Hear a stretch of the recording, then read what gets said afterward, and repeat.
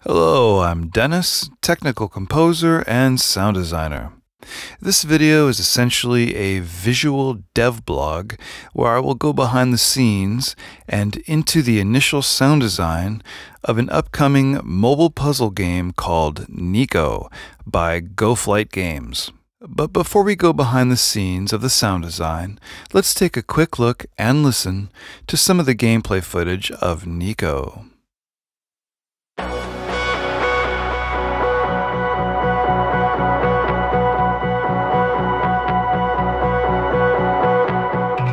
NiK-0 activation.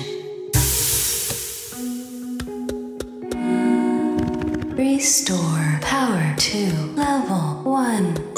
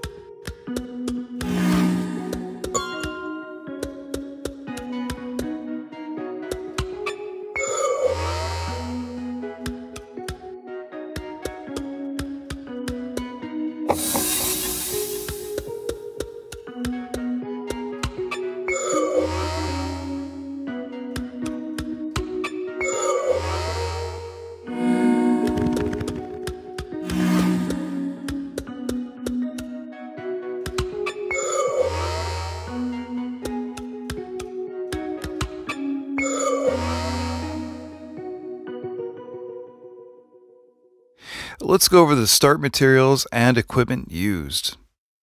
Instead of receiving a standard asset list, the GoFlight team encouraged me to feel out the sonic tone of NiK-0 for myself from the artwork and gameplay footage that they sent over. So I typed up my own asset list and commenced brainstorming. Though I went on a mad recording spree of all of these types of things and more, for this project, I actually only used these 12 sources. The field recorder was a Tascam DR40. The primary mic was a Shure KSM-27 large diaphragm condenser, and the DAW for editing was Ableton Live. In the editing phase, I made sure I was set up to stay well organized and ready for changes from the team. First up, the activation pod consists of the can of air, a bonk on the pot with the mallet, and some rubbing on this metal flower. It looks like this all blended together in the DAW, with a little pitching down on the pot. Next up, the footsteps consists of a little pitter-patter with the fingers on a creamer container. Each sample was slightly pitched up and down for further variation. And the little kneeling sneaker squeak is a pitched up blend of rubbing a wine glass in leather. The rise and fall of the platform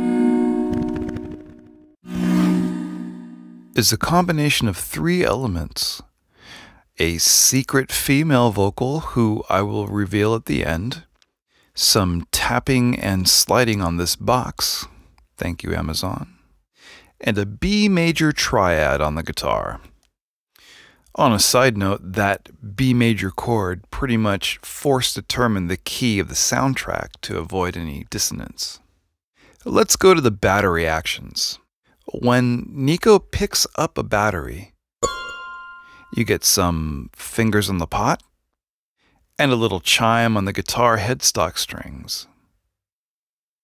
When NiK-0 inserts the battery, you get a bop on the glass bottle, followed by some rubbing of the bottom of the pot. When NiK-0 takes out the battery, the clip of the pot rub is transformed in reverse, followed by the familiar finger out the neck of the bottle.